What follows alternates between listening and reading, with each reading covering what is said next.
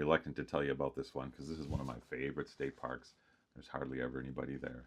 John A. Latsch State Park, down near Winona, more specifically near Rolling Stone, Minnesota. And what I like about it is it's usually empty. You pull in, you don't see too many other cars, one or two, and then you just climb straight up the bluff. So what's neat is, you're driving down Highway 61, Great River Road, and you're looking at those beautiful bluffs, and you're like, wow, I'd really like to get up on top of one of those in its natural state. Well, here's the place to do it. It's 450 feet tall.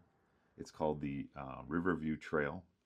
And if I think about that, that's like climbing up a 40-story building. And my favorite thing about it is it's undeveloped. There's no guardrails, there's no signs, there's no chain link fence. It's pretty much you and the bluff. Now there is a staircase, and thankfully it's maintained by the Friends of the State Park. You can see they're doing some work here this past fall.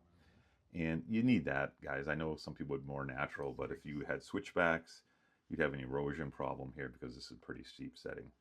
So you've got this staircase that goes up to the top. Now here's one of the first places you can really get a good look. You can look north up the river here. And then here's one of my favorite parts. So here's open bluff top. There's no railing, no nothing. Just Lover's Leap there down to the river. It's just a fantastic setting to be up on top. The story behind the park's pretty fascinating too. So Mr. Latsch, he was a Winona businessman, a wholesale grocer, and he liked to row his boat up the river and read his Sunday paper out there. And once he was up there, and a farmer and his dog came after him, and he went back to Winona and arranged to purchase the property. And then he donated to the state of Minnesota. So we ended up with this 1,200-acre state park, and I think it's the only free state park. Like I said, undeveloped. There's no campsites, there's no washroom, there's a picnic table, there's no water. You got to bring everything, pack it in, pack it out. And now here's that spectacular bluff top view. I'm finally at the top here. That's western Wisconsin over there. Now I'm looking south down the river. You can see the Lock and Dam. Now I'm looking north up the river towards Oma. Just a great view. The day I was there, beautiful fall day, strong breeze blowing out of Wisconsin. It was cold, but there was a kind of a warm breeze blowing up the bluff.